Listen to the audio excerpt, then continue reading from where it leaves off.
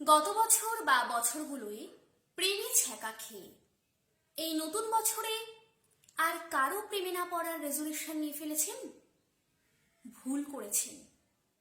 এর আগে বারতিনিক প্রেমে পড়ে সম্পর্কে জড়িয়েও বিচ্ছিরিভাবে হৃদয় ভাঙার পরেও যদি সদ্য পাশের বাড়িতে বা পাশের পাড়ায় আসা কোনো ছেলে বা মেয়েকে আপনার হঠাৎ করে ভালো লেগে গিয়ে থাকে, তাহলে অতীতের ক্ষতকে প্যাভিলিয়নে পাঠিয়ে দিয়ে নির্দ্বিধায় সেই ভালো লাগার আবেশটাকে উপভোগ করুন।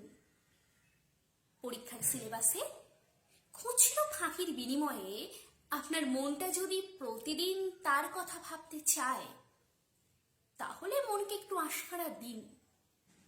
কোনো পড়ন্ত বিকেলে পাড়ার গলি কিংবা ছাদ থেকে হঠাৎ যদি আপনার উদ্দেশ্যে তার হাত নাড়া বা কেমন আছেন ডানা মেলে উড়ে আসে, তাহলে আপনিও ফের একগাল বোকা বোকা হাসি ফেরত দিয়ে নতুন প্রেমের মৌসুমী আবেগে ডানা মেলে ভেসে পড়ুন ঘুড়ি হয়ে। নিঝুম রাতের একলা বিছানায় আপনার টাটকা অনুভূতিগুলোর স্বার্থে হেডফোনে বরাদ্দ রাখতে পারেন গুটি কতক আপনার পছন্দের প্রেমের গান। বালিশের পাশে থাকতে চাইলে থাক না মলার ছেঁড়া শ্রীজাত কিংবা বুদ্ধদেব গুহ।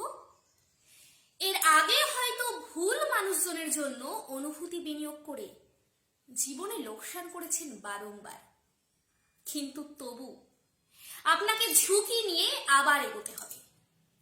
কে বলতে পারে এবারের মানুষটি হয়তো আপনার জীবনের সঠিক মানুষ। তাই আগের আঘাতগুলোকে সামলে আপনার মনটা যদি নতুন করে আবার কারো প্রেমে পড়তে চায়, তাহলে তার বিরুদ্ধাচারণ করে কোনো রেজলিউশন নেবেন না। কারণ মনের ওপর কখনো কারো হুকুম খাটেনি, খাটে না, আর খাটবেও না। মনে রাখবেন, ভালোবাসতে জানি বা ভালোবাসতে পারি বলেই আমরা মানুষ।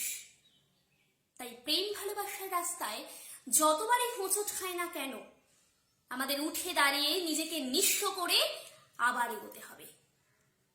বেলা শেষের উজান স্রোতে কোনো এক তুমির হাতটা ধরে হাসতে হবে। আমাদের আবার ভালোবাসতে হবে, আমাদের আবার ভালোবাসতে হবে।